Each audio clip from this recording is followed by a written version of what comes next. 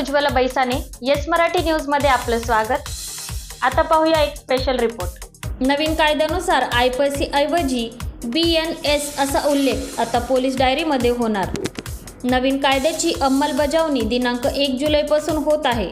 Nandgaon police निरीक्षक प्रीतम चौधरी यांनी या संदर्भात वकील, पत्रकार यांना आमंत्रित करून नवीन कायद्याची माहिती दिली।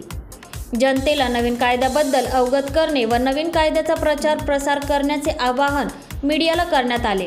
यासाठी दिनांक 29 जून रोजी नांदगाव पोलीस स्थानकात एका बैठकीचे आयोजन करून नवीन कायदा या संदर्भात अवगत केले। यावेळी ॲडव्होकेट सचिन साळवे, पोलीस निरीक्षक प्रीतम चौधरी यांनी नवीन कायद्यासंदर्भात अलर्ट करण्यात आले। नवीन कायदे काय आहे? केंद्रीय गृह मंत्रालयाने कायद्याची अंमलबजावणी दिनांक 1 जुलैपासून होत आहे। यासाठी होणाऱ्या घडामोडी, नागरिकांच्या तक्रारीबद्दल नवीन कायद्याची उजळणी पोलिसांना करावी लागणार आहे।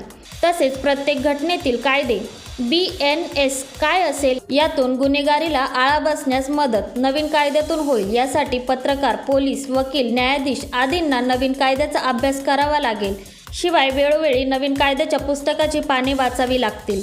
नांदगाव पोलीस स्टेशनच्या वतीने नवीन कायद्याची जाणीव करून देत प्रचार प्रसार करण्याचे आवाहन करण्यात आले आहे। पोलीस निरीक्षक प्रीतम चौधरी, नांदगाव पोलीस स्टेशन, नांदगाव शहरातील व नांदगाव तालुक्यातील राहणाऱ्या सर्व नागरिकांना कळवतो की 1 जुलै 2024 पासून भारतीय नागरिक सुरक्षा संहिता, भारतीय न्याय संहिता व भारतीय साक्ष अधिनियम असे नवीन कायदे लागू करण्यात येणार आहेत।